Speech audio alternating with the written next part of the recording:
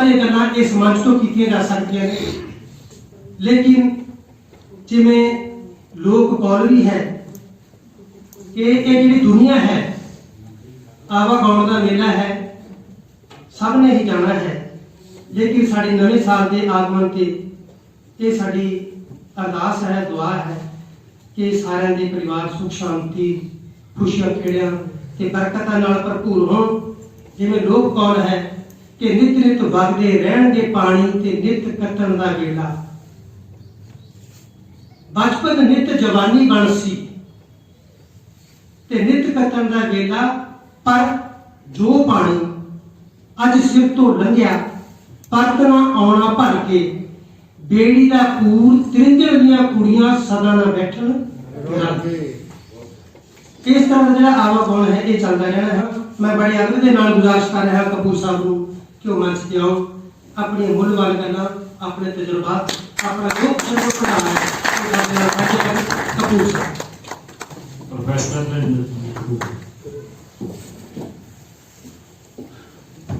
मैं सोच रहा सी बहुत चेर तो मैं वेख भी रहा है इस साहिब सभा बारे, चल ही 8 साल के कारण रही है। नहीं तो साहिब सभावां दे विच भी बड़ी राजनीति है, बड़ी लड़ाई झगड़े है, परंतु ये साहिब सभा जी है ये 8 साल से मजबूते चल रही है तो चलती रहेगी।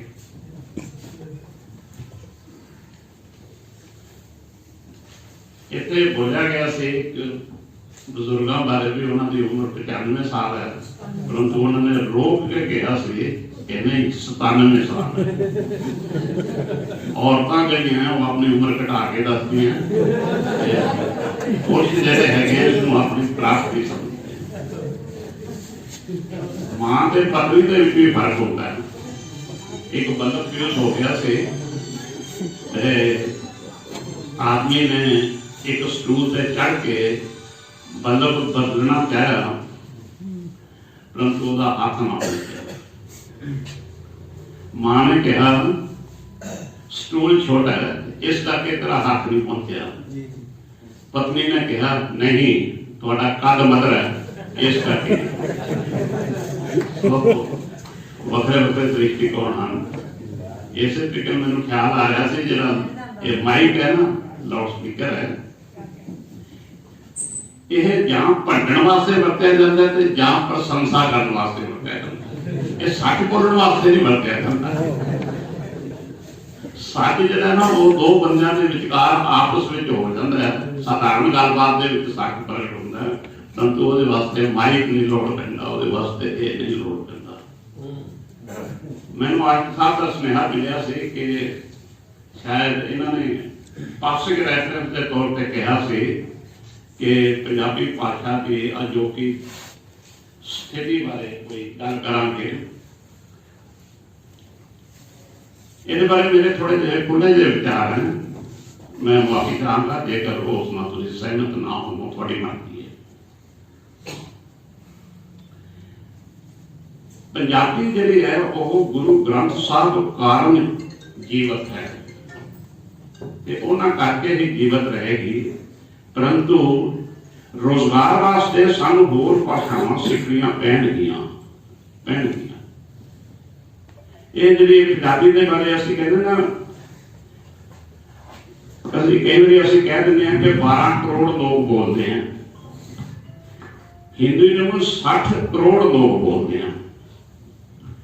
असल गल बोलण दी नहीं है, असल गल यह है कि उस भाषा में सोचते किवें हैं।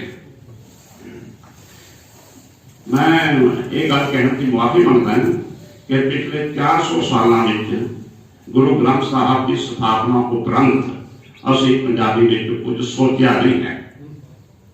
जो कोई साडी सोच आई है, जो कोई साडे विचार आए हैं, जो ज्ञान आया है, वो होर भाषावां दे विचों आया, होर खेतरां दे विचों आया। भाषा दे विच ज्ञान नहीं हुंदा, भाषा माध्यम है उस ज्ञान को प्रगटाउण दा। जिवें टूटी दे विच पानी नहीं हुंदा, पानी तो पाइप दे विचों आ रहा है, पानी का स्रोत या स्टोर किते होर है। सो ਗਿਆਨ ਜਿਹੜਾ ਹੈ ਉਹ ਸਬਜੈਕਟਸ ਦੇ ਵਿੱਚ ਹੁੰਦਾ ਹੈ, ਕੈਮਿਸਟਰੀ ਵਿੱਚ ਹੁੰਦਾ ਹੈ, ਫਿਜ਼ਿਕਸ ਵਿੱਚ ਹੁੰਦਾ ਹੈ, ਇਹ ਗਿਆਨ ਦੀਆਂ ਭਾਸ਼ਾਵਾਂ ਹਨ। ਸੋ ਇੱਕ ਗੱਲ ਜਿਹੜੀ ਸਮਝਣ ਵਾਲੀ ਹੈ ਉਹ ਇਹ ਹੈ ਕਿ ਅਸੀਂ ਪੰਜਾਬੀ ਭਾਸ਼ਾ ਦੇ ਰਾਹੀਂ ਆਪਣੇ ਆਪ ਨੂੰ ਪ੍ਰਗਟਾਉਂਦੇ ਹਾਂ, ਪਰੰਤੂ ਅਸੀਂ ਕੰਮ ਜਿਹੜਾ ਨਾ ਅਕਲ ਨਾਲ ਚਲਾ ਰਹੇ ਹਾਂ, ਗਿਆਨ ਨਾਲ ਨਹੀਂ ਚਲਾ ਰਹੇ। ਸਾਡੀ ਸੁਸਾਇਟੀ ਦਾ, ਪੰਜਾਬੀ ਸੁਸਾਇਟੀ ਦਾ ਜਿਹੜੀ ਮੇਨ ਕੋਰ ਹੈ ਨਾ ਉਹ ਕਿਸਾਨ ਹੈ। ਕਿਸਾਨ ਹੈ। ਅਕਲ, ਗਿਆਨ ਅਤੇ ਸਿਆਣਪ ਜਾਂ ਵਿਜ਼ਡਮ, ਇਹਨਾਂ ਤਿੰਨਾਂ ਦੇ ਵਿੱਚ ਅੰਤਰ ਹੈ। ਇਸ ਨੂੰ ਸਮਝਣ ਦੀ ਵੀ ਲੋੜ ਹੈ।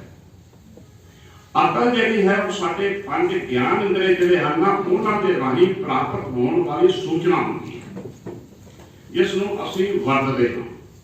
ਇਸੇ ਕਰਕੇ ਅਨਪੜ੍ਹ ਲੋਕਾਂ ਦਾ ਵੀ ਗੁਜ਼ਾਰਾ ਹੋ ਰਿਹਾ ਦੁਨੀਆ ਦੇ ਵਿੱਚ। ਉਹਨਾਂ ਕੋਲ ਅਕਲ ਹੈਗੀ ਹੈ। ਵੈਸੇ ਜੇਕਰ ਤੁਸੀਂ ਧਿਆਨ ਨਾਲ ਵੇਖੋ ਤਾਂ ਅਕਲ ਜਿਹੜੀ ਹੈ ਔਰਤ ਕੋਲ ਪੁਰਸ਼ ਨਾਲੋਂ ਜ਼ਿਆਦਾ ਹੁੰਦੀ ਹੈ। ਜੇਕਰ ਦੋ ਦੋਸਤ ਕਿਸੇ ਜਗ੍ਹਾ ਤੇ ਗਏ ਹਨ, ਰੇਲਵੇ ਪਲੇਟਫਾਰਮ ਤੇ ਘੁੰਮ ਰਹੇ ਹਨ, ਨੀਂਦਰ ਆਈ ਹੋਈ ਹੈ, ਉਹ ਬੈਂਕ ਦੇਖਣ ਕਿ ਆਪਾਂ ਯਾਰ ਇੱਥੇ ਸੌ ਜਾਂਦੇ ਹਾਂ। ਜੇਕਰ ਔਰਤ ਨਾਲ ਹੋਏਗੀ ਉਹ ਇਵੇਂ ਨਹੀਂ ਕਰਨਗੇ। ਔਰਤ ਨੇ ਬਹੁਤ ਕੁਝ ਵੇਖਣਾ ਹੁੰਦਾ ਹੈ ਕਿ ਇੱਥੇ ਮੈਂ ਸੇਫ ਹਾਂ, ਮੇਰੇ ਬੱਚੇ ਸੇਫ ਹਨ, ਸਾਡੀ ਫੈਮਿਲੀ ਸੇਫ ਹੈ। ਮਤਲਬ ਕਿ ਉਸਨੇ ਬਹੁਤ ਕੁਝ ਸੋਚਣਾ ਹੁੰਦਾ ਹੈ।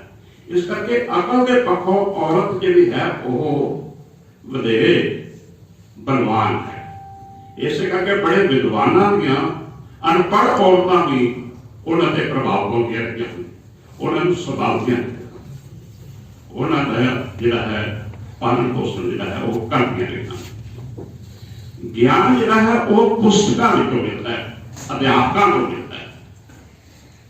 ਇਸ ਵਾਸਤੇ ਸਾਨੂੰ ਸਕੂਲ ਕਾਲਜ ਜਾਣਾ ਪੈਂਦਾ ਹੈ। ਜਿਹੜਾ ਘਰ ਦੇ ਵਿੱਚੋਂ ਜਾਂ ਸਮਾਜ ਦੇ ਵਿੱਚੋਂ ਮਿਲਦਾ ਹੈ ਉਹ ਅਕਲ ਹੁੰਦੀ ਹੈ।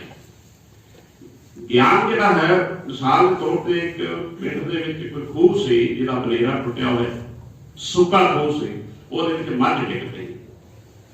ਮੱਝ ਡਿੱਗ ਪਈ ਤੇ ਬੜੇ ਯਤਨ ਕੀਤੇ ਗਏ। ਅਖੀਰ ਤੇ ਉਸ ਬੰਦੇ ਨੇ ਕ੍ਰੇਨ ਮੰਗਵਾ ਲਈ, ਬਈ ਕ੍ਰੇਨ ਨਾਲ ਮੱਝ ਕੱਢਾਂਗੇ। ਕ੍ਰੇਨ ਵਾਲੇ ਨੇ ਕਿਹਾ ਜੀ ਮੱਝ ਮੈਂ ਕੱਢ ਜ਼ਰੂਰ ਦਿਆਂਗਾ, ਪਰੰਤੂ ਮਰ ਕੇ ਤਾਂ ਮੇਰੀ ਜ਼ਿੰਮੇਵਾਰੀ ਨਹੀਂ ਹੈ। ਉੱਥੇ ਇੱਕ ਪੜ੍ਹਿਆ ਲਿਖਿਆ ਬੰਦਾ ਖੜਾ ਸੀ, ਮੁੰਡਾ ਸੀ, BSc ਕੀਤੀ ਹੋਈ ਸੀ ਉਹਨੇ ਕਿਹਾ ਕਿ ਕ੍ਰੇਨ ਦੀ ਲੋੜ ਹੀ ਨਹੀਂ ਹੈ। ਇਹ ਸਾਹਮਣੇ ਦੋ ਖੂਹ ਹੈਗੇ ਹੈ, ਖਾਲ ਪੁੱਟੋ, ਟਿਊਬਵੈਲ ਚਲਾਓ ਤੇ ਇਹ ਖੂਹ ਭਰ ਦੇਗਾ ਤੇ ਮੱਝ ਉੱਪਰ ਆ ਜਾਏਗੀ, ਆਪਾਂ ਕੱਢ ਲਵਾਂਗੇ। ਉੱਥੇ ਬਹੁਤ ਸਾਰੇ ਲੋਕਾਂ ਨੇ ਇਹ ਕਿਹਾ ਮੱਝ ਤਾਂ ਡੁੱਬ ਜਾਏਗੀ। ਉਹਨੇ ਕਿਹਾ ਨਹੀਂ ਡੁੱਬੇਗੀ। ਇਹ ਗਿਆਨ ਸੀ। ਗਿਆਨ ਦੇ ਵਿੱਚ ਫਾਰਮੂਲੇ ਹੁੰਦੇ ਹਨ। ਉਹਨਾਂ ਫਾਰਮੂਲਿਆਂ ਨੂੰ ਅਸੀਂ ਵਰਤ ਕੇ ਜ਼ਿੰਦਗੀ ਦੇ ਵਿੱਚ ਸੁੱਖ ਸਾਧਨ ਜਿਹੜੇ ਹਨ ਉਹ ਪੈਦਾ ਕਰਦੇ ਹਾਂ। ਮਤਲਬ ਆਪਣੇ ਜੀਵਨ ਨੂੰ ਸੁਧਾਰਦੇ ਹਾਂ, ਉਸ ਨੂੰ ਮਾਣਨਯੋਗ ਬਣਾਉਂਦੇ ਹਾਂ। ਵਿਜ਼ਡਮ ਕੀ ਹੁੰਦੀ ਹੈ, ਸਿਆਣਪ ਕੀ ਹੁੰਦੀ ਹੈ? ਆਮ ਤੌਰ ਤੇ ਮੈਂ ਮਿਸਾਲ ਦੇਣਾ ਹੁੰਦਾ, ਜਿਹੜੀ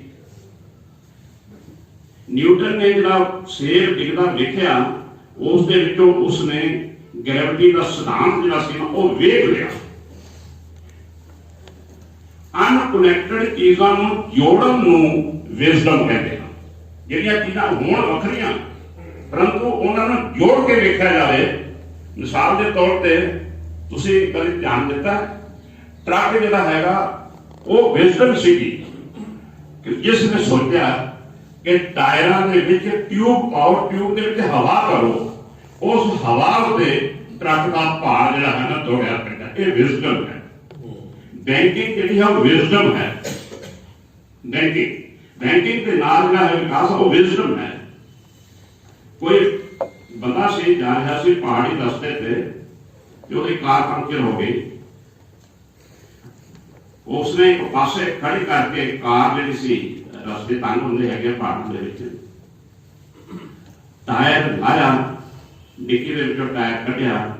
ਉਹ ਟਾਇਰ ਜਿਹੜਾ ਸੀ ਉਹਦੇ ਹੱਥ ਚ ਨਿਕਲ ਗਿਆ ਤੇ ਜਿਹੜੇ ਨਟ ਬੋਲਟ ਖੋਲ ਕੇ ਰੱਖੇ ਹੋਏ ਸੀ ਉਹ ਡਿੱਗ ਪਏ। ਪਹਾੜੀ ਸੀ, ਡਿੱਗ ਪਏ। ਬੜਾ ਪਰੇਸ਼ਾਨ ਸੀ ਤੇ ਉਸਨੇ ਕਈਆਂ ਨੂੰ ਰੋਕ ਕੇ ਵੀ ਪੁੱਛਿਆ ਵੀ ਕੋਈ ਇੱਥੇ ਨੇੜੇ ਤੇੜੇ ਦੁਕਾਨ ਹੈ ਸਪੇਅਰ ਪਾਰਟਸ ਦੀ। एक बंदे ने उसको पूछा, वो इंजीनियर से, कि प्रॉब्लम की है तेरी? कहता मेरे नट बोल्ट रुड़ गए। कहता 3 पहिया ने 4 लगे हुए हैं? कहता हाँ। कहता उन्होंने एक खोल है, वो खोल के इसनू ला है, इस नाल तेरी कार चल पेगी आगे जाके। ये विजडम सियाना डॉक्टर हुंदा है जिहड़ा मरीज नूं बीमारी तो भी छुटकारा दवावे ते दवाइयां तो भी छुटकारा दवावे। बहुत सारे डॉक्टर जिहड़े ना वो बीमारी तो भी छुटकारा नहीं दवा सकते ते दवाइयां तो भी नहीं दवा सकते। मतलब जिन्ना चेर तुसीं दवाई दिंदे रहंदे हो तुसीं ठीक रहंदे हो, ये विजडम नहीं है। ये सियाने डॉक्टर दी जिहड़ी है, किसी ने पूछा सी जी एलोपैथिक चंगी हुंदी है, ठीक हुंदी है, होम्योपैथिक ठीक हुंदी है, या आयुर्वेद ठीक हुंदा है, या यूनानी सिस्टम ठीक हुंदा है? तो उसका जवाब सी जिस नाल आराम आवे वो ठीक हुंदा है। सो इस तरह सानू चेंज है ना जी उसनू स्वीकार करना चाहिए। हुण कंबल भी वापस आउणगे, दिल्ली दे विच दोबारा टांगे नहीं चलने शुरू होणगे, हुण घोड़े दोबारा वरते नहीं जाणगे। कहण तो भाव मनुख अगे जांदा है, और चेंज जिहड़ी है वो इनएविटेबल है, उसनू रोकिया नहीं जा सकता। सो चेंज दे विच एक गल वापरेगी। विज्ञान का हुण की हो रहा है, जदों तक कोई नवी काढ़ पहलियां 2 काढ़ां दा बदल नहीं बनदी वो चलेगी नहीं। मिसाल के तौर पर प्लास्टिक जो है ना वो लोहे ते लकड़ का बदल है। लकड़ जी गल जाती है, लोहा भारी होंगे, प्लास्टिक जो है इन्होंने दोवां का इलाज है। बाल पेन जो है वो पेन ते पेंसिल दोवां का बदल है। वो बाल पेन जो पेन ते पेंसिल का बदल है। आम तौर पर हम जेकर इस लागू किया जाए, कलम जी है वो तोप नूं हराउंदी रही है, परंतु बाल पेन जो है बंदूक नूं हरा नहीं सकता।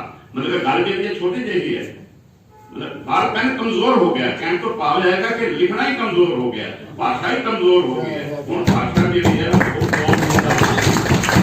बाल पेन नहीं हरा सकता। सो दोस्तों ये कुछ गल्लां सन जो पढ़ना साझा करना चाहुंदा सन। सो इन्हां गल्लां नूं जिहड़ियां नवीआं गल्लां हन, ये मेरा विशा है। मनुखी विहार को पेश करना जो है मेरा शौक है।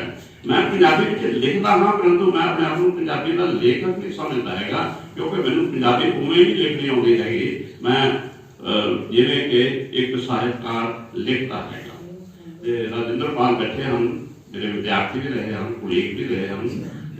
इन्हां दे कोल वो ज्ञान है जिहड़ा पंजाबी दे राही पाठकां नूं, ਸਰੋਤਿਆਂ ਨੂੰ, ਦਰਸ਼ਕਾਂ ਨੂੰ ਪਹੁੰਚਦਾ ਹੈ, ਤਾਂ ਉਹਨਾਂ ਦੀ ਸਮਝ ਵੱਧਦੀ ਹੈ। ਤੇ ਇਹ ਰੋਲ ਹੈ ਅਧਿਆਪਕ ਦਾ। ਇਹ ਲੇਖਕ ਦਾ ਨਹੀਂ, ਅਧਿਆਪਕ ਦਾ ਰੋਲ ਹੈ। ਅਧਿਆਪਕ ਦਾ ਰੋਲ ਨਿਭਾਉਂਦੇ ਹਨ ਤੇ ਅਧਿਆਪਕ ਦਾ ਰੋਲ ਬਹੁਤ ਅੱਛੇ ਤਰੀਕੇ ਨਾਲ ਨਿਭਾਉਂਦੇ ਹਨ। ਮੈਨੂੰ ਆਪ ਕਈ ਮਸਲੇ ਜਿਹੜੇ ਹਨ ਇਹਨਾਂ ਨੂੰ ਸੁਣ ਕੇ ਕਲੀਅਰ ਹੋਏ ਹਨ। ਸੋ ਮੈਂ ਤੁਹਾਡੇ ਪ੍ਰਸ਼ਨਾਂ ਨੂੰ ਇਨਵਾਈਟ ਕਰਦਾ, ਪਰੰਤੂ ਮੇਰੀ ਇੱਕ ਬੇਨਤੀ ਹੈ, ਉੱਤਰ ਖੁੱਲੇ ਖੁਲਾਸੇ ਹੋਣਗੇ, उन्होंने संकीर्णता तो मुक्त हो गया। असि पंजाबी बोली बारे जो है ना वो भावक पैसा देते। असि एक बार जयपुर से उत्थे कोई कॉन्फ्रेंस से हिंदी च बोलना से, हिंदी च बोल के साढ़े जवाड़े टुकन लग गए। जी भाषा तुहानूं नहीं आउंदी ना, जेकर तुसीं उस च बोलोगे तुसीं आधा घंटा नहीं बोल सकते। मेरा शर्त है, बोल नहीं सकते तुसीं। हाँ, थिरक जाओगे, मतलब थकलाउण लग जाओगे, उखड़ जाओगे। एक सरदार से दुकानदार असं क्या शायद इस को चलते हैं पंजाबी की गल करता उस नाल असं गल की क्यों हिंदी बोलिया। असं कहते सरदार हो पंजाबी च बोलो। कहता जी उन्हें अपनी भाषा कहा, हिंदी च कहा कि मैं तो जमिया पलिया इतने, मैं पंजाबी च किवें बोलां। कहने तो भावे जिथे बंदा रहता है ना उथों की भाषा अपनाउंदा है, वो मां बोली बन जाती है। मां बोली दे विच कोई खास गल नहीं होंदी। जेकर ये गल होंदी तो पंजाबी पेरेंट्स के बच्चे को जेकर आपां किते होर लै जाइए तो उत्थे भी जेकर पंजाबी ही बोले तो लगता है कि मां बोली हैगी है। मां बोली दे नाल एक भाषा के 4 पड़ाव होंदे हैं सीखण दे। उसनूं समझ सकना पहला पड़ाव है। दूजा है बोल सकना, तीजा है पढ़ सकना, चौथा है लिख सकना। कोई भाषा तां आउंदी है तुहानूं जेकर तुसीं चारों पड़ाव जिहड़े हैं ना वो लंघदे, चारों पड़ावां दे विचों लंघदे हो। क्योंकि पहले जिहड़े दो पड़ाव हैं समझ सकना ते बोल सकना, ये असीं घर दे विच सिख जांदे हैं, इस करके साडा काम सौखा हो जाता। कोई होर भाषा हिंदी है या इंग्लिश है, उसनूं ये चारों पड़ाव सीखण वास्ते सानूं स्कूल जां कॉलेज जाना पैंदा, इस करके वो भाषा सानूं औखी लगदी है। सो यह भी कोई गल नहीं है, सारियां भाषावां मां बोलियां ही होंदियां हैगियां, इस करके मसले नूं उलझाउण दी लोड़ नहीं है, विहारक होण दी लोड़ है। रोजगार जिहड़ा है वो मनुख की पहली लोड़ है। यह ਵਿਆਹ ਦੇ ਵਿੱਚ ਜਿਹੜੇ ਗਾਉਣ ਗਾਏ ਜਾਣਗੇ ਉਹਨਾਂ ਉਹ ਪੰਜਾਬੀ ਵਿੱਚ ਗਾਏ ਜਾਣਗੇ, ਗਿੱਧਾ ਭੰਗੜਾ ਪੰਜਾਬੀ ਵਿੱਚ ਪਾਇਆ ਜਾਵੇਗਾ, ਪਰੰਤੂ ਸਾਨੂੰ ਰੋਜ਼ਗਾਰ ਵਾਸਤੇ ਹੋਰ ਭਾਸ਼ਾਵਾਂ ਵੀ ਸਿੱਖਣੀਆਂ ਚਾਹੀਦੀਆਂ ਹਨ।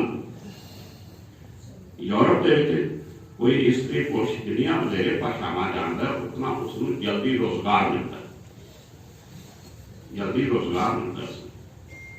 ਸੋ ਜਿਹੜੀਆਂ ਭਾਸ਼ਾਵਾਂ, ਹਰ ਭਾਸ਼ਾ ਦਾ ਵੱਖਰਾ ਖੇਤਰ ਹੈ।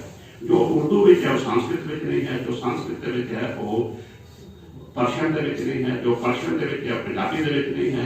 जिन्नियां भाषावां तुसीं ज़्यादा जानते हो उतना ही तुहाडा वडेरे जिंदगी की पकड़ जिहड़ी है वो मजबूत होती है। ये भी गल इंपॉर्टेंट है ना, सानूं की प्रॉब्लम है कि किते नूं उस भाषा नाल जोड़िए जिस भाषा के नाल सानूं किता आसानी नाल मिलता है। क्यों पंजाबी नाल जोड़न दी असीं जिद करते हैं? कुछ चीज़ां इनएविटेबल होंदियां। महाराजा रणजीत सिंह दे देहांत तो बाद 10 सालां दे विच पंजाब उत्ते अंग्रेज़ां दा कब्जा हो गया ते दो वड्डियां लड़ाइयां होईयां सी। उन्हां लड़ाइयां दे विच सिख फौजां दी हार हुई सी, उहदे कारण बड़े सी, परंतु मुख कारण जिहड़ा ना मैं समझदा जिन्नी मैनूं इतिहास मुकाबला जिहड़ा सी ओह तलवार ते तोप दा सी। सिख फौजां दे कोल हथियार जिहड़ा सी ओह तलवार सी, तोपां सन कुछ उन्हां कोल, परंतु तोपां बनाउणियां नहीं सी आउंदियां। तोपां बनाउण दा ही उन्हां कोल टैक्नोलॉजी नहीं सी। सो मुकाबला तलवार ते तोप दा सी, ते तलवार ते तोप दे मुकाबले दे विच फैसला किहदे हक विच होएगा? मैं तो यह कहने की गुस्ताखी करदा, भावें सिख फौजां दे विच हरेक सिपाही हरि सिंह नलवे जिन्नी भी बहादुरी दिखाउंदा तां भी उन्होंने हारना सी। क्योंकि जिहड़ी गल वापर रही सी ओह अटल सच्चाई सी, अटल सच्चाई ने वापरना ही सी। सो जिहड़ियां भाषावां रोजगार दीयां भाषावां नहीं रहियां उन्हां नूं रोजगार दीयां भाषावां हुण नहीं बनाया जा सकता। दुनिया दे विच मैनूं अमेरिका दे विच एक पंजाबी यूनिवर्सिटी का मैथेमैटिक्स पढ़िया होया जे मेरा वो टैक्सी चलाउंदा सी, मैथमेटिक्स की MSc की हुई सी, ते मैं उसनूं पुछया मैं तू मैथमेटिक्स की MSc है ते इत्थे चलाउंदा तू टैक्सी है? ते उसने कहा कि अंग्रेजी नहीं आउंदी। अंग्रेजी ना आउण करके मैं आप दुनिया के तकरीबन 40 मुल्क घूमिया होया। तुसीं जेकर अंग्रेजी नहीं जानते तुसीं किसी विदेश में जाओ ना तुसीं बोल सकोगे ना तुहानूं समझ आएगी। मतलब उस भाषा के ना जानन करके गुगे बोले हो जाओगे। सो कहने तो भाव यह हैगा कि थोड़ा जिहा विस्तार हो के सोच लो। जेकर सोच लो तो सारा संसार अपना।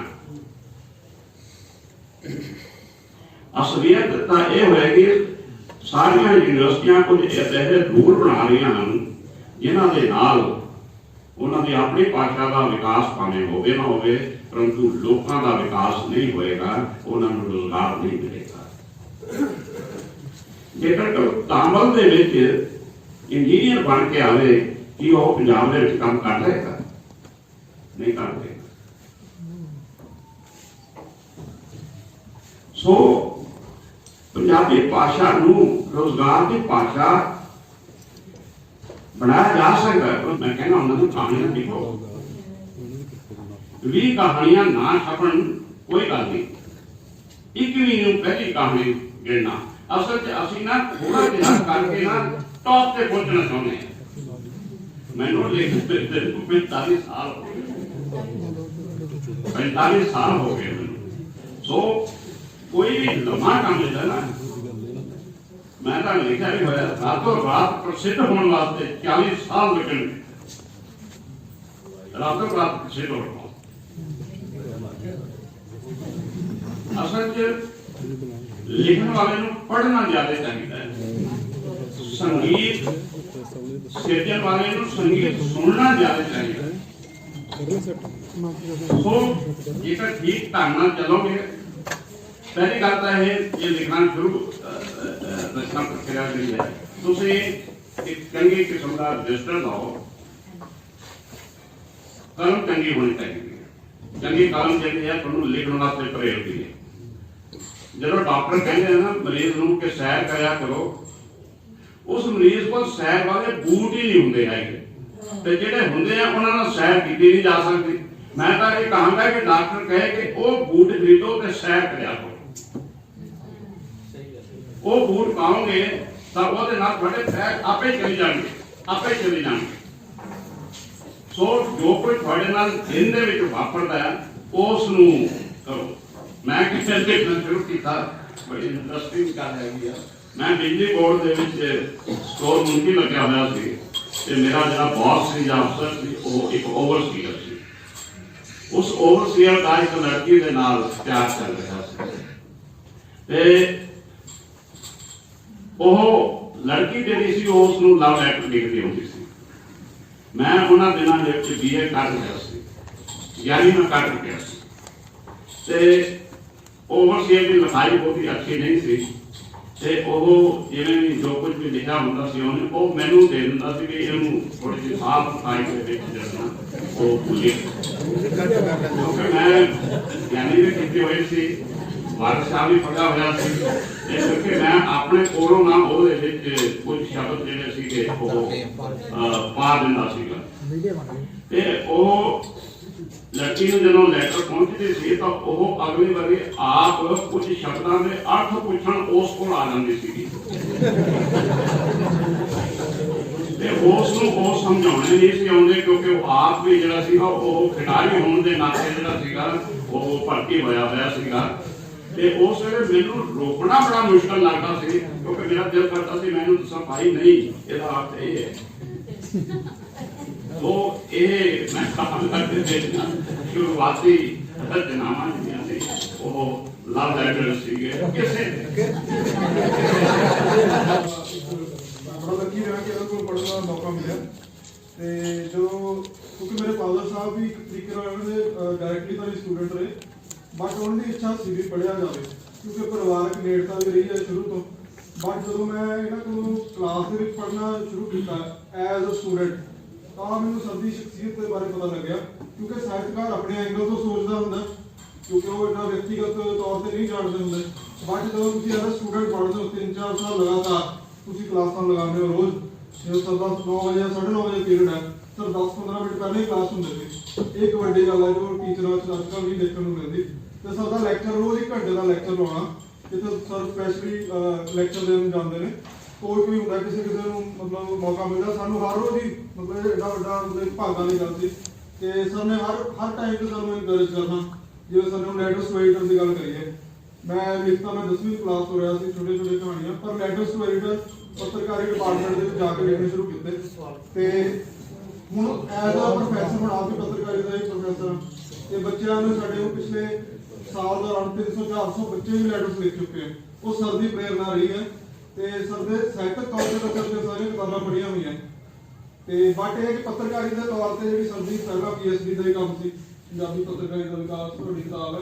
ਤਾਂ ਸਾਡੀ ਇਹ ਇੱਛਾ ਕਿ ਤੁਸੀਂ ਪੱਤਰਕਾਰੀ ਦੇ ਉੱਤੇ ਵੀ ਕੋਈ ਕਿਤਾਬ ਲਿਖੋ ਵੀ ਪੱਤਰਕਾਰੀ ਦੇ ਉੱਤੇ ਪੰਜਾਬੀ ਪੱਤਰਕਾਰੀ ਨੂੰ ਲੋੜ ਹੈ इस समय कि इस तरह की कोई लिखत हो जी कि सानू अगे प्रेरणा दे सके। तो एज अ स्टूडेंट के तौर पर भी मैं इच्छा रखता कि सर पत्रकारी के उत्ते भी किताब लिखनी हो।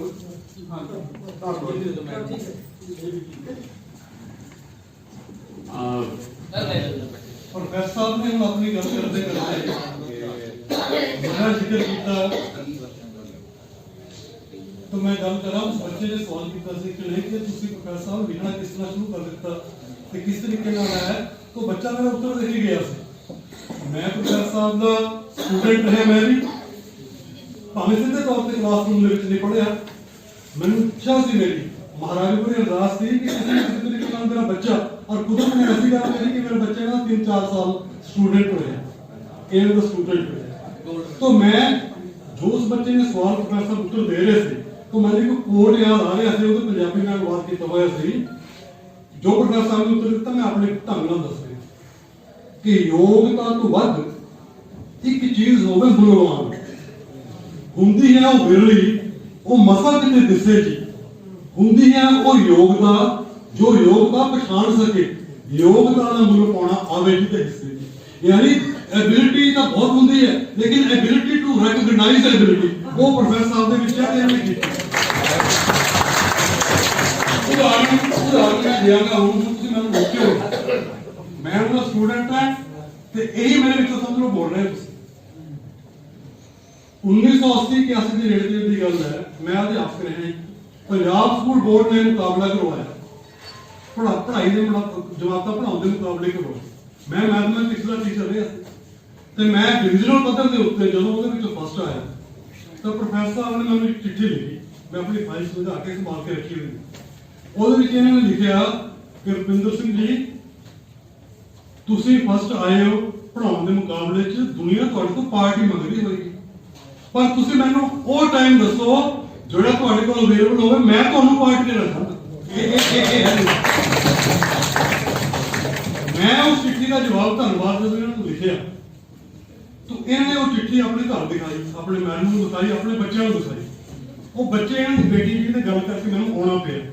वो बच्ची का नाम हरगुणजीत कौर गुणिया से कहते, वो गुणिया कहती कि डैडी पापा मेरी भी यही लिखाई बना दो, सिखा दो मैनू भी ऐसी लिखाई।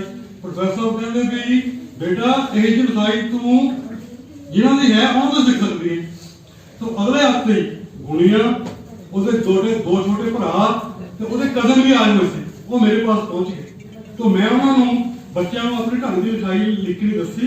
प्रोफेसर साहब वो लड़की 3-4 सीढ़ियां सीखी। प्रोफेसर साहब की जो पहली किताब गुणिया प्रकाशन, उस बच्ची के नाम के उत्ते प्रकाशन लिखी गई, वो सी व्याख्या विश्लेषण। वो बच्चा 3-4 दिन बाद मेरे को आया, उस बच्चे ने की लिखा, प्रोफेसर दस रहे थे हूं तक गल करती है। वो बच्चे ने लिखा to the uncle of writing, उन्हें अपनी 3-4 बच्चा है उस वेले जी अज तक IAS है, गुणिया हरगुणजीत कौर IAS है प्रोफेसर साहब ने लिखी। उस बच्चे ने उस किताब के उत्ते मैंने प्रेजेंट किया to the uncle of writing, नीचे हरगुणजीत कौर गुणिया, ये उन्होंने लिखा। वो किताब मेरे पास अजे तक सामने हुई है, और मेरा बहुत ही बड़ा मेरे लिए बहुत ही बड़ा इनाम। मैं हूं प्रोफेसर साहब देखो फिर तुम कहोगे इस टाइम ले जाता, प्रोफेसर साहब ने बॉडी प्रोफेसर साहब असं अदालत आई है ना गली जो जी दर्जिया वाली गली आप कहते हैं जौड़ियां पट्ठियां लग जाती, उस ही गली के एक गली मुड़ती सी जी स्टूडेंट की निकल जाती, उत्थे असीं रहिंदे सी। मेरे दादा बलवंत सिंह राजकवि जिन्हां दी गल होई सी, नाल ही जसवंत सिंह बलदा जी कवि, वो इकट्ठे साडी साझी गल सी, एक गली विच असीं हो रही। मैं प्रोफेसर नाल संबंध जोड़ना अज के मुख मेहमान साडे यही सी। अगे अगर वही गली जाइए जौड़ियां पट्टियां उत्थे घर सी प्रोफेसर साहब, तो असीं बड़े नेड़े तेड़े आपस दे विच सी। उत्थे एक लाल 32 नंबर स्कूल की बैग के उत्ते प्रोफेसर साहब रहंदे सी। उत्ते एक लाल चौंकड़े वाला घर सी जिहड़ा कि भाई मणि सिंह दयाल सिंह पब्लिशर हुंदे सी, उन्हां दा घर सी। सारे बच्चे उत्ते आके खेडदे सी, मैं प्रोफेसर साहब ने उत्ते कदे खेडदे देखे। हाँ उत्थे एक प्रेस हुंदी सी मणि सिंह दयाल सिंह उन्हां दे नाम, उस प्रेस उत्ते प्रोफेसर साहब मेरे 3-4 साल बड़े हैं, सिक्के जोड़ रहे होंगे, सिक्के जोड़ रहे हैं। उस तो बाद कुछ साल लंघे, उत्थे एक गली दे विच रेड स्कर्ट दर्जी की दुकान सी, बहुत मशहूर पटियाले सब तो बड़ी। मैं शाम को लंघिया करा ਤਾਂ ਉੱਥੇ ਪ੍ਰੋਫੈਸਰ ਸਾਹਿਬ ਪਤਾ ਕਿਦਾਂ ਕੋਈ ਹਿਸਾਬ ਕਿਤਾਬ ਕਰ ਰਹੇ ਹੁੰਦੇ ਸੀ, ਪਤਾ ਨਹੀਂ ਕੋਈ ਮੇਚ ਲਿਖ ਰਹੇ ਹੁੰਦੇ ਸੀ। ਮੈਂ ਉਹਨੂੰ ਦੇਖਿਆ ਤਾਂ ਰੈਡਸ ਕਲਰ ਵਾਲਾ ਦਾ ਬੇਟਾ ਰਾਜਿੰਦਰ ਸਿੰਘ ਮੇਰਾ ਦੋਸਤ ਸੀ, ਮੇਰਾ ਕਲਾਸ ਫੈਲੋ। ਉਹਨੇ ਮੈਨੂੰ ਇੱਕ ਵਾਰ ਦੱਸਿਆ ਕਿ ਉਹ ਜਿਹੜੇ ਤੁਸੀਂ ਦੇਖਦੇ ਨਾ ਲੜਕਾ ਉਹ ਪ੍ਰੋਫੈਸਰ ਬਣ ਗਿਆ ਅੰਗਰੇਜ਼ੀ ਦਾ। ਮੈਂ ਬਿਲਕੁਲ ਨਾ ਮੰਨਾਂ ਵੀ ਸਿੱਕੇ ਉੱਥੇ ਪ੍ਰੋਫੈਸਰ ਜੋੜਨ ਵਾਲਾ, ਦਰਜੀ ਦੀ ਦੁਕਾਨ ਤੇ ਖੜਨ ਵਾਲਾ ਵੀ ਉਹ ਪ੍ਰੋਫੈਸਰ ਕਿਵੇਂ ਬਣ ਗਿਆ। ਮੈਂ ਨਹੀਂ ਗੱਲ ਮੰਨੀ ਪਾਵਾਂਗਾ। ਮੇਰਾ ਭਰਾ ਮਹਿੰਦਰਾ ਕਾਲਜ ਵਿੱਚ ਜਦੋਂ ਸਟੂਡੈਂਟ ਬਣਿਆ ਤੇ ਉਹਨੇ ਆ ਕੇ ਦੱਸਿਆ ਮੈਨੂੰ, ਉਹ ਕਹਿੰਦਾ ਕਿ ਜੀ ਸਾਡੇ ਉਹ ਪੜ੍ਹਦਾ ਸੀ ਉੱਥੇ, ਉਹਨੇ ਆ ਕੇ ਦੱਸਿਆ ਕਿ ਜਿਸ ਕਲਾਸ 'ਚ ਮੈਂ ਬਾਹਰ ਨਿਕਲ ਰਿਹਾ ਸੀ ਨਾ, ਨਾਲ ਦੀ ਕਲਾਸ ਦੇ ਵਿੱਚੋਂ ਉਹ ਸਬਜ਼ੀ ਵਾਲੇ ਦਾ ਲੜਕਾ ਉਹ ਨਿਕਲ ਰਿਹਾ ਸੀ। ਮੈਂ ਕਿਹਾ ਹੈ ਉਹ ਪ੍ਰੋਫੈਸਰ ਬਣ ਗਿਆ। ਮੈਂ ਆਪਣੇ ਭਰਾ ਦਾ ਕਿਹਾ ਹੋਇਆ ਤਾਂ ਮੈਂ ਗੱਲ ਮੰਨੀ ਕਿ ਪ੍ਰੋਫੈਸਰ ਬਣ ਗਿਆ। ਮੈਂ ਆਪਣੇ ਮਨ ਵਿੱਚ ਆਇਆ ਕਿ ਪ੍ਰੋਫੈਸਰ ਨਾਲ ਸੰਪਰਕ ਕਰਾਂ। ਉਹ ਰਾਜਿੰਦਰ ਸਿੰਘ ਦਾ ਮੁੰਡਾ ਮੇਰਾ ਦੋਸਤ ਸੀ, ਪ੍ਰੋਫੈਸਰ ਦੀ ਦੁਕਾਨ ਜਿਹੜੀ ਦੁਕਾਨ ਤੇ ਪ੍ਰੋਫੈਸਰ ਜਾ ਕੇ ਖੜਦੇ ਸੀਗੇ, ਉਹਦਾ ਘਰ ਵੀ ਨੇੜੇ ਸੀ। ਉਹਨਾਂ ਦੇ ਥਰੂ ਪ੍ਰੋਫੈਸਰ ਸਾਹਿਬ ਨਾਲ ਮੇਰੀ ਮੁਲਾਕਾਤ ਹੋਈ। ਮੈਂ ਲੰਘਿਆ ਜੋੜੀਆਂ ਪੱਠਿਆਂ ਤੋਂ, ਉਹਦੀ ਇੱਕ ਨਿੱਕੀ ਜਿਹੀ ਘਰ ਦੇ ਪੱਟੀ ਲਿਖੀ ਹੋਈ, ਬੜੀ ਮਾਮੂਲੀ ਜਿਹੀ ਪੱਟੀ, ਉਹਦੇ ਤੇ ਕੀ ਲਿਖਿਆ ਹੋਇਆ ਫਿਰ ਮੈਨੂੰ ਪਤਾ ਲੱਗਿਆ ਪ੍ਰੋਫੈਸਰ ਯੂਨੀਵਰਸਿਟੀ ਪਹੁੰਚ ਗਏ। ਨੇਮ ਪਲੇਟ ਦੇ ਉੱਤੇ ਲਿਖਿਆ ਹੋਇਆ ਨਰਿੰਦਰ ਸਿੰਘ ਕਪੂਰ ਇਸ ਨਾਲ ਲਿਖਿਆ ਹੋਇਆ ਤੇ ਨਾਲ ਐਮਏ ਬ੍ਰੈਕਟ ਦੇ ਵਿੱਚ ਅੰਗਰੇਜ਼ੀ, ਫਿਲਾਸਫੀ ਔਰ ਪੰਜਾਬੀ। ਤਾਂ ਮੇਰੇ ਦਿਮਾਗ 'ਚ ਆਈ ਗੱਲ ਵੀ ਜੇ ਕਿਤੇ ਮੈਂ ਵੀ ਮੇਰੇ ਨਾਲ ਵੀ ਇਸ ਤਰ੍ਹਾਂ ਦੀ ਐਮਏ ਲਿਖੀ ਹੋਵੇ ਤੇ ਨਾਲ ਗੋਲਡ ਮੈਡਲਿਸਟ ਲਿਖਿਆ ਹੋਇਆ ਕਿ ਜੇ ਮੈਂ ਵੀ ਇਸ ਤਰ੍ਹਾਂ ਕਰਨਾ ਵਾ ਤੇ ਸਵਾਦ ਹੀ ਨਾ ਆ ਜਾਏ। ਮੇਰੇ ਦਿਮਾਗ 'ਚ ਦੇਖੋ ਕੀ ਮੇਰੇ ਦਿਮਾਗ 'ਚ ਮੈਂ ਕਰੂੰਗਾ। ਉਹ ਮੈਂ ਜਾ ਕੇ ਪ੍ਰੋਫੈਸਰ ਕੋਲ ਮੈਂ ਦਾਖਲਾ ਭਰਿਆ। ਛੁੱਟੀ ਮੈਂ ਕੋਈ ਨਹੀਂ ਸੀ ਲਾਉਂਦਾ ਹੁੰਦਾ ਸਕੂਲ ਜਾ ਕੇ। ਜਦੋਂ ਦਾਖਲਾ ਭਰ ਕੇ ਪ੍ਰੋਫੈਸਰ ਕੋਲ ਗਿਆ, ਪ੍ਰੋਫੈਸਰ ਤੁਸੀਂ ਅਟੈਸਟ ਕਰੋ। ਮੈਨੂੰ ਇਹ ਸੀਗਾ ਦਿਮਾਗ 'ਚ ਜਿਹੜਾ ਫਾਰਮ ਪ੍ਰੋਫੈਸਰ ਨੂੰ ਟੈਸਟ ਕਰਨਗੇ ਵੀ ਮੇਰਾ ਕਲੀਅਰ ਹੋ ਜਾਏਗਾ। ਖੈਰ ਮੈਂ ਸ਼ਾਰਟਕਟ ਕਰਾਂ, ਅੰਗਰੇਜ਼ੀ ਦੀ ਐਮਏ ਤੋਂ ਬਾਅਦ ਪ੍ਰੋਫੈਸਰ ਸਾਹਿਬ ਦੀ ਤਰ੍ਹਾਂ ਫਿਲਾਸਫੀ ਦੀ ਐਮਏ ਤੋਂ ਬਾਅਦ ਰਿਲੀਜਨ ਦੀ ਐਮਏ, ਉਸ ਤੋਂ ਬਾਅਦ ਫਿਰ ਐਮਏ ਸਮਝ ਐਮਏ 4 ਐਮਏ। ਪ੍ਰੋਫੈਸਰ ਸਾਹਿਬ ਦੀ ਨੇਮ ਪਲੇਟ ਦੇਖ ਕੇ ਪ੍ਰੇਰਣਾ ਦੇ ਨਾਲ ਮੈਂ ਉੱਠੀ ਹੈ। ਸਾਡੇ ਪ੍ਰੇਰਣਾ ਦੇ ਬਹੁਤ ਸਰੋਤ ਹੈ। ਮੈਂ ਹੋਰ ਬਹੁਤ ਕੁਝ ਪਰਸਨਲ ਕਰਨਾ ਕਰ ਸਕਦਾ, ਪਰ ਮੈਂ ਕਿਉਂਕਿ ਤੁਹਾਡਾ ਮੈਂ ਦੇਖ ਰਿਹਾ ਅੱਗੇ ਇਹ ਸੋਚ ਰਹੇ ਕਾਲੇ ਪਕੜ ਕੇ ਬਾਹਰ ਕਿੱਥੇ ਲਈ ਉਹਨੂੰ ਬਣਾਈ। तो बहुत प्रोफेसर का भी धन्यवाद। बहुत प्रोफेसर ਸਾਹਿਬ ਕਹਿੰਦੇ ਪੈਰੀ ਹੱਥ ਨਾਲ ਲਾਇਆ ਕਰੋ, ਮੇਰੇ ਪੈਰੀ ਹੱਥ ਨਾਲ ਲਾਇਆ ਕਰੋ। ਹੁਣ ਜਦੋਂ ਲੋਕਾਂ ਨੂੰ ਪਤਾ ਲੱਗਦਾ ਕਿ ਇਹ ਰੁਪਿੰਦਰ ਸਿੰਘ ਪ੍ਰੋਫੈਸਰ ਨੂੰ ਜਾਣਦਾ ਔਰ ਪ੍ਰੋਫੈਸਰ ਇਹਨਾਂ ਦੇ ਘਰ ਵੀ ਆਏ ਕਿ ਉਹਨਾਂ ਦੇ ਘਰ ਵਿੱਚ ਮੇਰੀ ਇੱਜ਼ਤ ਹੋਰ ਵੱਧ ਜਾਂਦੀ ਹੈ। ਕਹਿੰਦੇ ਬੜੇ ਮਹਾਂਪੁਰਖ ਨਾਲ ਇਹ ਜਾਣਦੇ ਬਹੁਤ ਕੁਝ ਬੋਲਣਾ ਲਈ ਸਮਾਂ ਘੱਟ ਹੋਣ ਕਰਕੇ ਮੈਂ ਜਦੋਂ ਕਿਤੇ ਜਾਂਦਾ ਜਿੱਥੇ ਮੈਨੂੰ ਜਾਣਨ ਵਾਲੇ ਲੋਕ ਹੁੰਦੇ ਆ, ਮੈਨੂੰ ਬੋਲਣ ਦੀ ਲੋੜ ਹੀ ਨਹੀਂ ਪੈਂਦੀ।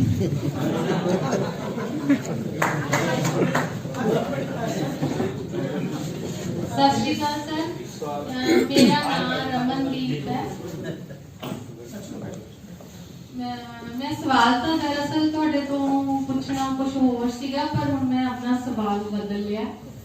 मेरा सवाल है कि जदों असीं इन्नी सर्दी दे विच इन्नी ठंड च अपने विद्वान लेखक नूं सुणन आउणे आ ਤਾਂ ਉਦੋਂ ਅਸੀਂ ਉਹਨਾਂ ਨੂੰ ਸਲੀਕੇ ਨਾਲ ਕਿਵੇਂ ਸੁਣੀਏ ਤੇ ਆਪਣਾ ਸਵਾਲ ਬਹੁਤ ਘੱਟ ਲੱਭਣਾ ਤੇ ਸਲੀਕੇ ਨਾਲ ਕਿਵੇਂ ਰੱਖੀਏ। ਤੇ ਇਨਸੀਡੈਂਟਲੀ ਅਸੀਂ 4 ਭੈਣ ਭਰਾ ਹੈਗੇ ਆ ਤੇ 3 ਜਿਹੜੇ ਸੀ ਉਹ ਚਲੇ ਗਏ ਸੀ ਨੇੜੇ ਨੇੜੇ ਕਰਕੇ।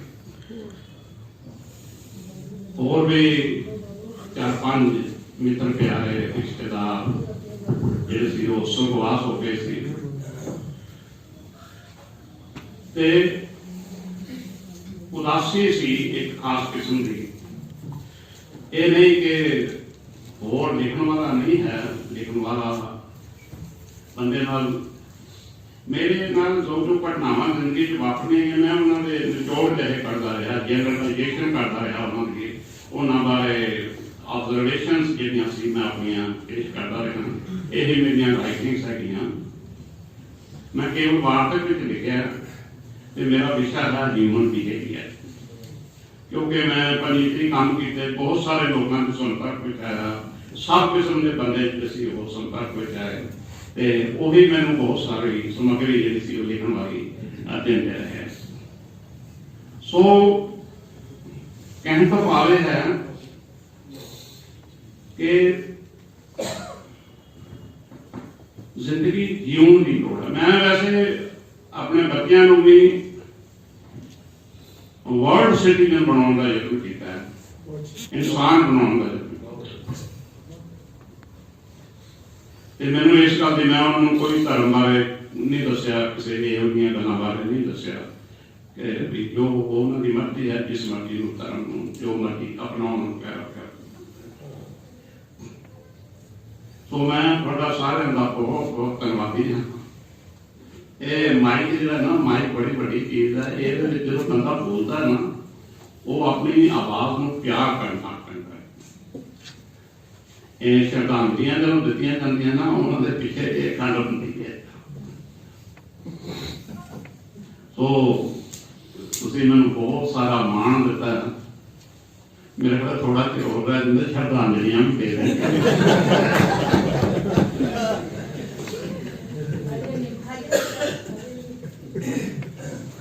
सही करके तो जिन्हें लोगों ने संपर्क उठाए आनंद है।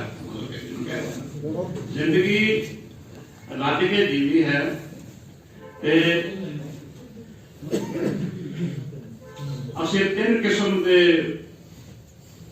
अनुभव जिहड़े ने प्राप्त करने। एक तो वो अनुभव होंगे जिहड़े असीं अपने निजी अनुभव होंगे सारे, वो कोई बहुते नहीं होंगे। दूजे अनुभव होंगे जिहड़े साडे जाणूआं दे अनुभव होंगे। ਜਦੋਂ कोई मैनू कहे ना कि इस कंपनी के जुत्ते चंगे नहीं होंगे, मैं वो अनुभव का फायदा उठा के उस कंपनी के जुत्ते नहीं लवांगा, ये वो अनुभव है। ते तीजा अनुभव का स्रोत है ना, वो पुस्तकां, मतलब कि हज़ारां ही लेखक हैं जिन्हां दे संपर्क विच तुसीं उन्हां दीयां किताबां दे राहीं आ सकते हो। वो जदों तुसीं पढ़ते हो उन्हां दे नाल सैर करते हो। सो जिन्ना आनंद मैनू पुस्तकां पढ़न का आया, क्योंकि मैं अंग्रेजी की MA की हुई सी, फ्रेंच का डिप्लोमा किया हुआ सी। So Spanish literature, American literature, French literature, मेरे ते सब तो ज्यादा प्रभाव जिहड़ा है वो फ्रांसीसी साहित्य का है। मैं फ्रांस, पेरिस 3 बार गया भी हाँ, इस करके ताकि उसकी जी फील है वो महसूस कर सकें। मैं थोड़ा बहुत बहुत धन्यवादी है। मैं तो कोई बाती घाटी गल की गई हो तो माफ करना, खुले मन नाल सोचो। ये संकीर्णता तो ऊपर उठो, संकीर्णता तो भाषाई संकीर्णता तो आप राज करते हैं तो सानू पर्दा मारते। सो इन्हां तो मुक्त रखो। कभी किसी चीफ मिनिस्टर का, कभी किसी प्रधानमंत्री का पुत्र फौज में भर्ती नहीं होया। फौज में मरण वाले बंदे का, मरण वाले आम लोग। सो खुले मन नाल जीवो। बहुत कुछ जिहड़ा ना जहर है इस वेले समाज दे विच, उस तो मुक्त होने की लोड़ है। पॉजिटिव एटीट्यूड जिहड़ा है रखने की। मैं लेखक होने के नाते, पुरुष होने के नाते, अध्यापक होने के नाते, पिता होने के नाते मैं एक गल दावे नाल कहना कि जेकर तुहाडे मन दे विच स्त्री प्रति सत्कार नहीं है तो तुसीं इंसान नहीं हो।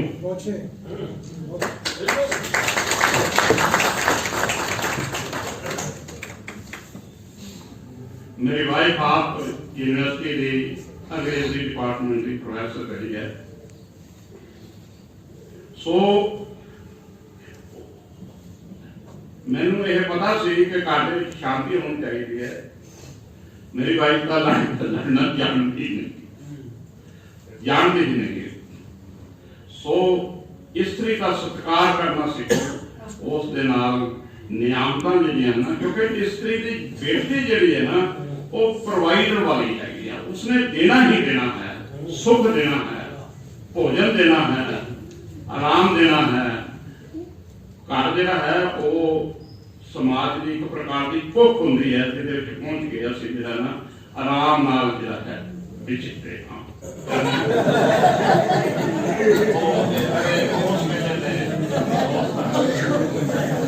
दोस्तों, मेरा नाम ये संबंध है डॉक्टर पहले तो मैं मंच और मंच के सामने बैठे सारे विद्वान दोस्तों को मैं सत्कार पेश करता हूँ। जिन्हें कि कपूर साहब ने दस्या है कि असं जमाती रहे, तो जमाती भी किस समय में स्कूल समय में, तो ये मेरे बड़ा प्रेरणा स्रोत रहे मेरे लिए। अगर असं जमाती रहे हैं तो मेरे लिए एक प्रेरणा स्रोत रहे। आज जिस ऊंचाई पे डॉक्टर कपूर खलोते ने, उतों देख के एक जमाती होने के नाते मैंने बड़ा माण महसूस होता है, पर नाल ही कंपलैक्स नहीं होता। वो कंपलैक्स ये है कि मैं नरेंद्र कपूर क्यों नहीं बन सका, जबकि इको स्कूल च पढ़े, वही अध्यापक सन, वही कोर्स सी, वही स्कूल सी, वही वातावरण सी, पर मैं नरेंद्र कपूर नहीं बन सका। प्रेरणा जरूर मैंने मिलती रही है। मैं तो इन्होंने ज्ञानी की, मैं भी ज्ञानी की, इन्होंने BA की, मैं भी की, इन्होंने नौकरी की, मैं भी नौकरी की, फिर इन्होंने MA की इंग्लिश, मैं भी MA इंग्लिश की, और MA तो बाद मैं 2 MA मैं भी और की, फिर LLB भी की। एक बार मैंने मिले तो बड़ी प्यार में गल हुई। मैं क्या भी मैं भी MA अंग्रेजी ने, मैं अंग्रेजी बोल के गल करने की कोशिश की। जिहड़े लोग मैं क्यों कह रहा, वो लोग जिहड़े इत्थे पंजाबी दी नंबरदार बन के गल कर रहे हैं, उन्होंने दसना चाहूँ। इन्होंने मैंने कहा, कहते यार जदों 2 दोस्त आपस में मिलते हैं, तो एक दोस्त जो अंग्रेजी च मेरे नाल गल करदा ते मैनूं लगदा कि वो झूठ बोल रहे हैं। ये गल शायद इन्होंने आज याद करा रहे हैं कि आर्य समाज के चौक से मैंने मैनूं ये गल कही सी कि मैनूं लगदा है कि झूठ बोल रहे हैं। इन्होंने अपना सारा साहित्य पंजाबी में लिखा है, फिर सानूं किस गल की मिसअंडरस्टैंडिंग है, किस गल का मुकाबला है कि ये पंजाबी नूं प्यार नहीं करते। ये पंजाबी के बहुत बड़े साहित्यकार ने, पंजाबी जिउंदे ने, पर इन्होंने जी गल का मकसद मतलब सी, वो मतलब होर सी, और रोजगार की गल कर रहे सी। मैं देखिए मैं इंटरव्यू किया कैंडिडेट्स नूं, देखे जिन्होंने MA पब्लिक एडमिनिस्ट्रेशन या MA सोशियोलॉजी या कोई होर सब्जेक्ट पंजाबी यूनिवर्सिटी तो पंजाबी माध्यम में किया है, वो शायद उन्नी मुहारत नहीं सन रखते उन्होंने मुकाबले में जिन्होंने अंग्रेजी में किया है।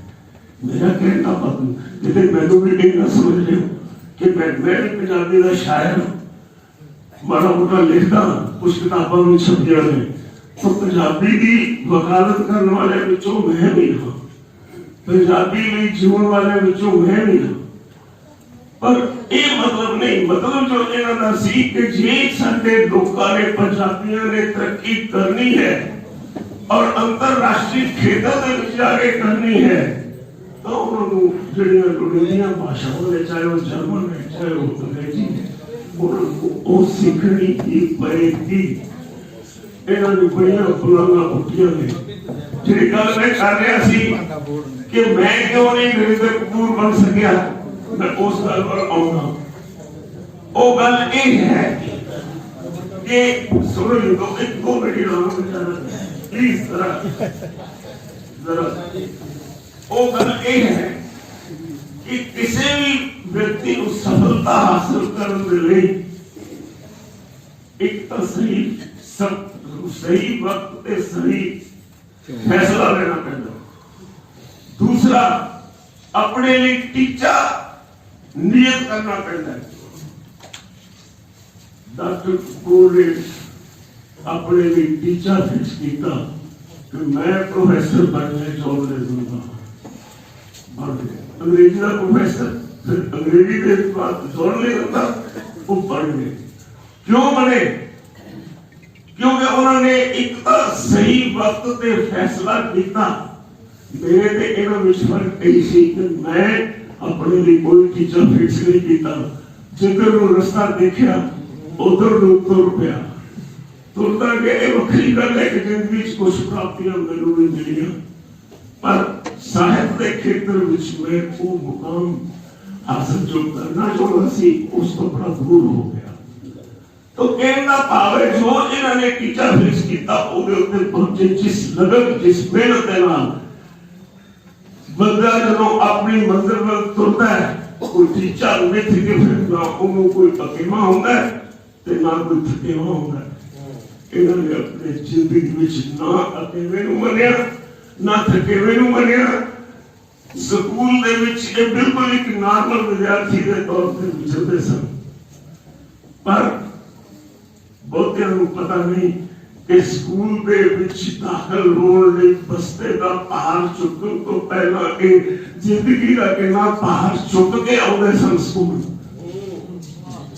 ਉਹ ਨਹੀਂ ਸੀ ਉਹ ਉਮਰ ਜਦ ਕੇ ਬੱਚੇ ਆਪਣੇ ਮਾਂ-ਬਾਪ ਨਾਲ ਲਾਡ ਲੜਾਉਂਦੇ ਨੇ, ਕੁਝ ਮੰਗਣ ਲਈ, ਆਪਣੇ ਪਿਤਾ ਤੋਂ ਮੰਗਣ ਲਈ, ਮਾਤਾ ਤੋਂ ਮੰਗਣ ਲਈ ਲਾਡ ਲੜਾਉਂਦੇ ਨੇ। ਉਹ ਲਾਡ ਲੜਾਉਣ ਦੀ ਉਮਰ ਵਿੱਚ ਇਹ ਮਜ਼ਦੂਰੀਆਂ ਤੇ ਮਿਹਨਤ ਕਰਕੇ ਮਾਂ-ਬਾਪ ਤੋਂ ਮੰਗਣ ਦੀ ਬਜਾਏ ਉਹਨਾਂ ਦੀ ਸਹਾਇਤਾ ਕਰਦੇ ਰਹੇ। ਇਹ ਫਰਕ ਹੈ ਨਰਿੰਦਰ ਸਿੰਘ ਕਪੂਰ ਤੇ ਦੂਸਰੇ ਲੋਕਾਂ ਵਿੱਚ। ਸਤਿਕਾਰਯੋਗ ਗੁਰਦੇਵ ਨਰਿੰਦਰ ਕਪੂਰ ਜੀ, ਦਰਸ਼ਨ ਆਸ਼ਟ ਜੀ, ਸਾਡੇ ਸੈਂਚਰੀ ਦੇ ਨੇੜੇ ਪਹੁੰਚਣ ਵਾਲੇ ਸਾਹਿਤਕਾਰ ਜੀ, ਭਾਸ਼ਾ ਭਾਗ ਦੇ ਨੁਮਾਇੰਦੇ, ਨਵਾਂ ਨੌਜਵਾਨ ਜਿਹਨੇ ਮਤਲਬ ਕਿ ਵਾਰਤਕ ਦੇ ਵਿੱਚ ਨਵੀਂ ਪੈੜ ਪਾਈ ਹੈ ਤੇ ਬਾਹਲੇ ਬੰਦੇ ਇਹਦੇ ਕਿਤਾਬ ਦਾ ਨਾਮ ਹੈ ਪਹਿਲਾਂ ਪਾ ਦੇ ਹੈ ਤੇ ਬਾਹਲੇ ਬੰਦੇ ਉਹਨੂੰ ਪੈੜਾਂ ਪਾ ਦੇ ਕਹਿੰਦੇ ਆ ਤੇ ਸ਼ਾਇਦ ਉਹ ਪੈੜਾਂ ਹੀ ਪਾਈਆਂ ਨਵੀਆਂ ਹੈ। ਵੈਸੇ ਹੋਰ ਪੈਲ ਵੀ ਸੋਹਣੀ ਪਾਉਂਦਾ ਹੈ। ਬੋਲਣਾ ਬਹੁਤ ਔਖਾ ਹੁੰਦਾ ਹੈ, ਖਾਸ ਕਰਕੇ ਉਦੋਂ ਕਿ ਜਦੋਂ ਤੁਹਾਡੇ ਟੀਚਰ ਹੋਣ ਤੇ ਉਹ ਬਹੁਤ ਵਧੀਆ ਲਿਖਦੇ ਹੋਣ ਤੇ ਦੂਸਰੇ ਪਾਸੇ ਇਹ ਕਿ ਤੁਹਾਡੇ ਤੋਂ ਛੋਟੇ ਹੋਣ, ਤੁਹਾਡੇ ਵਿਦਿਆਰਥੀ ਹੋਣ ਤੇ ਉਹ ਵੀ ਬੜੇ ਵਧੀਆ ਲਿਖਦੇ ਹੋਣ ਤੇ ਫਿਰ ਵਿੱਚ ਬੰਦਾ ਬੋਲੇ ਕੀ, ਕਾਫੀ ਮੁਸ਼ਕਲ ਹੁੰਦੀ ਹੈ।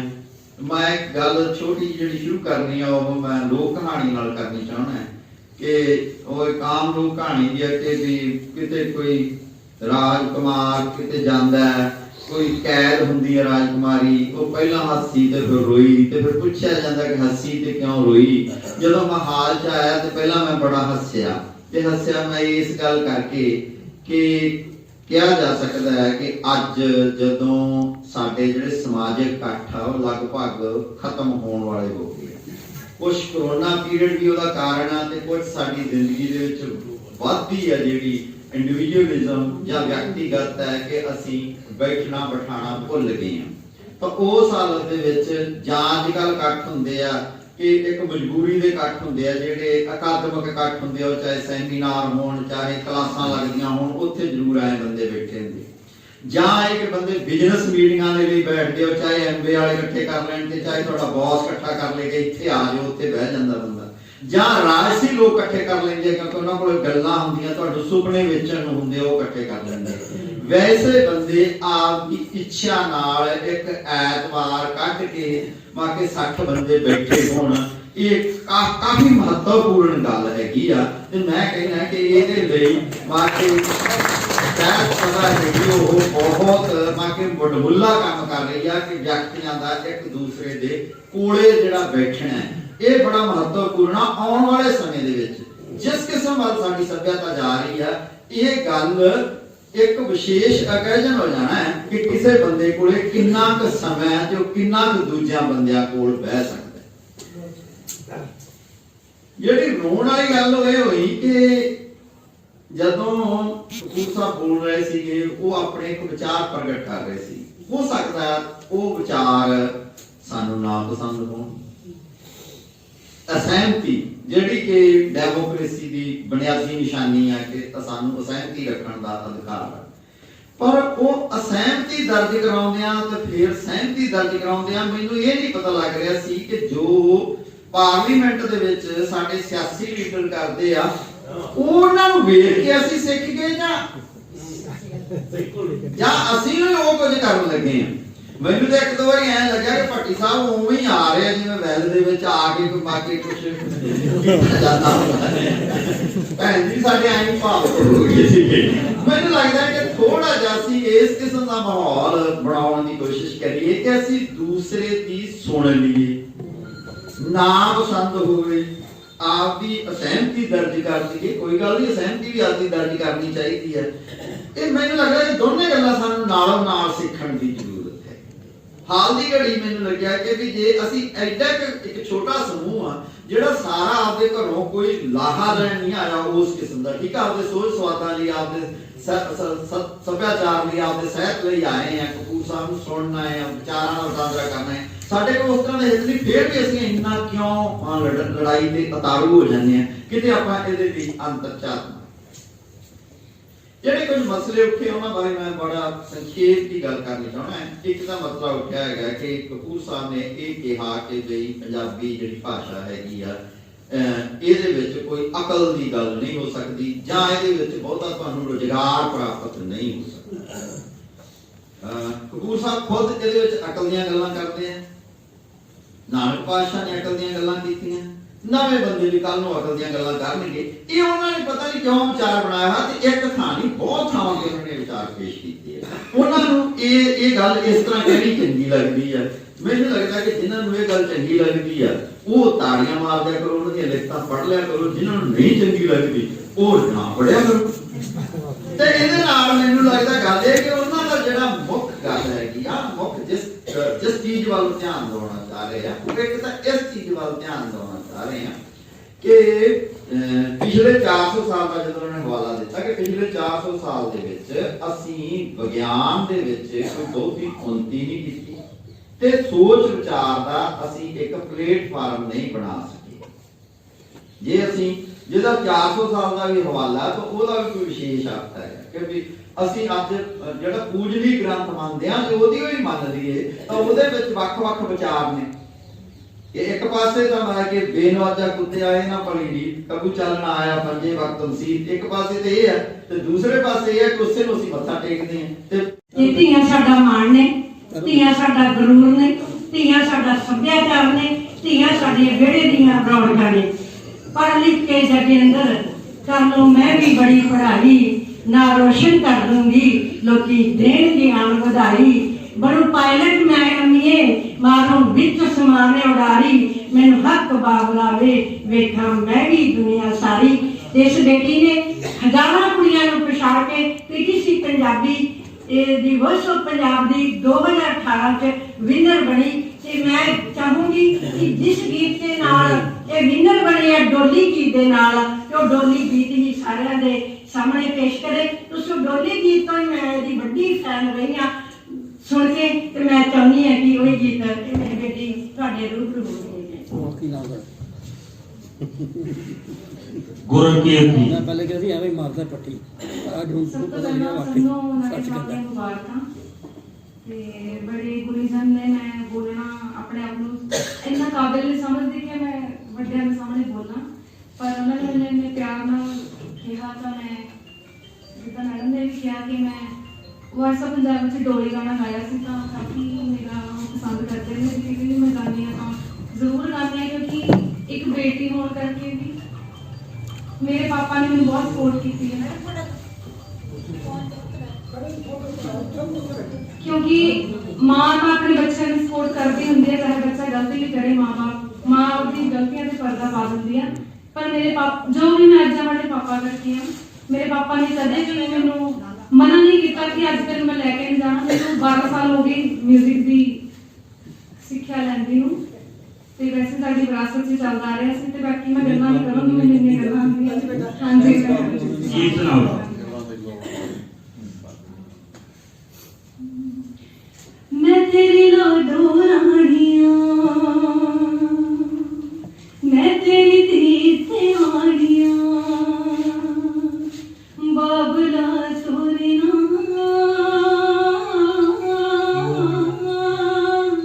बाबला सोरना, मारे दी डोरी रुख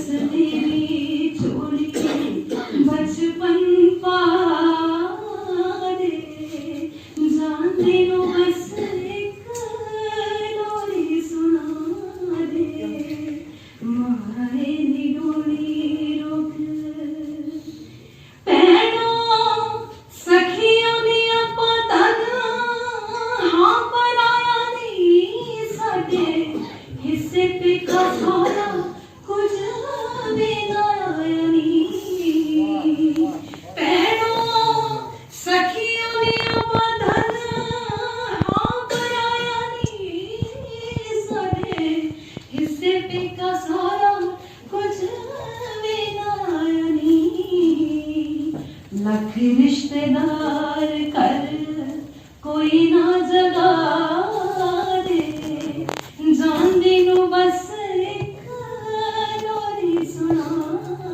दे माहे नी डोली रोक मैं तेरे लाडो रानियां मैं तेरे तीर ते हानियां बाबला तोरी ना बाबला तोरी ना बहुत बहुत शुक्रिया, बहुत मुबारक। हाँ जी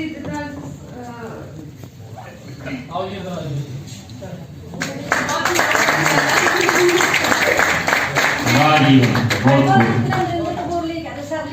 हाँ जी मेरे ये भी जिन्ने च सारे विराजमान ने बड़े ने मेरे पापा ही जिस दिन सारे चो ते मैं खुलाल अंकल ਨੂੰ ਵੀ ਉਹ ਮੈਨੂੰ ਬੜੀ ਬੇਟੀ ਕਹਿੰਦੇ ਸੀ ਮੈਂ ਵੀ ਉਹਨਾਂ ਨੂੰ ਕਦੇ ਅੰਕਲ ਨਹੀਂ ਕਹਿੰਦੀ ਹੁੰਦੀ ਸੀ ਕਦੇ ਉਹਨਾਂ ਨੇ ਮੈਨੂੰ ਮਿਲਣਾ ਮੇਰਾ ਸਟਾਰ ਪੁੱਤ ਆ ਗਿਆ ਮੇਰੇ ਆਪਾਂ ਫੋਟੋ ਬਣਾਉਂਦੇ ਤੇ ਮੈਂ ਉਹਨਾਂ ਨੂੰ ਪਾਪਾ ਹੀ ਕਹਿੰਦੀ ਹੁੰਦੀ ਸੀ ਮੈਂ ਉਹਨਾਂ ਲਈ ਵੀ ਤੇ ਜਿੰਨੇ ਮੇਰੇ ਚ ਵੱਡੇ ਹੈਗੇ ਨੇ ਉਹਨਾਂ ਨੂੰ ਵੀ ਥੋੜੀਆਂ ਲਾਈਨਾਂ ਨੇ ਉਹ ਵੀ ਸੁਣਾ जरूर मान रहे तेरी पगदा लज रिश्त दी पाले मान रहे तेरी पगदा लज रिश्त दी पाले तू ही रह तोर बाबड़ा सानू रता भी ना खाली तू ही रह तोर बाबला सानू रता भी ना खाली छड़ जाना वेड़ा तेरा मार नहीं होनारी तेरे घर वाली किथे होनी सरदारी तत्ती वाला लगन दित्ती ती तो नाज़ां नाल पाली तू ही रह तोर बाबरा सानू रता भी ना खाली तू ही रह तोर बाबरा सानू रता भी ना खाली बहुत बहुत बहुत बाकी जो तो कुछ गलत किया बच्चियां बहुत शुक्रिया।